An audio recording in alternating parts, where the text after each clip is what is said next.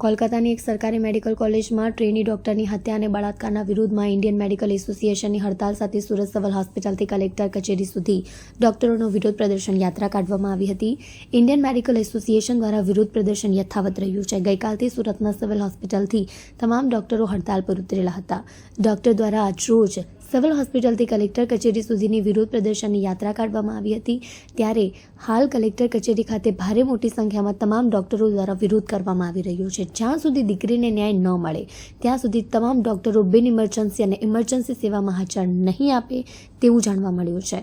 ગઈકાલે તમામ ડોક્ટરો દ્વારા વિરોધને લઈને આપવામાં આવ્યું હતું, જેના ભાગરૂપે આજે હજારોની સંખ્યામાં લોકો ભેગા થઈ રેલી કાઢી હતી। હું યાસુ ફેમિલી ફિઝિશિયન છું, છેલ્લા 40 વર્ષથી સુરતમાં પ્રેક્ટિસ કરું છું।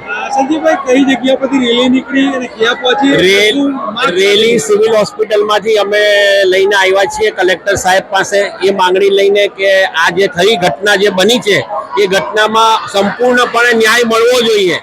નહીં તો આવી ઘટના અવારનવાર આપણા દેશમાં બનતી જ રહે છે અને અમારી એક દિવસની રેલી કાઢવાથી એમાં કંઈ પછી આગળ કંઈ થતું નથી। માટે સરકારને અમારી નમ્ર વિનંતી છે કે આ રેલી અમે જે સમય અત્યારે કેટલા બધા પેશન્ટો બીમાર છે તે છતાં અમારે ક્લિનિક બંધ કરીને જો આ રેલી માટે ટાઈમ ફાળવવો પડે અને ન્યાય માંગવો પડે તો એ અમને બરાબર ન્યાય મળે એવી અમારી ઈચ્છા છે।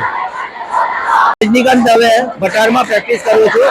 સાઉથ ગુજરાત બ્રાહ્મણ ડોક્ટર એસોસિએશનનો પ્રેસિડેન્ટ છું અને અમારી માંગણી એ છે કે આ જે કલકત્તામાં જે દીકરી ઉપર અત્યાચાર થયો અને મર્ડર થયું એને માટે અમારી માંગણી છે કે એને યોગ્ય ન્યાય મળે અને એને લીધે યોગ્ય કાનૂન બને।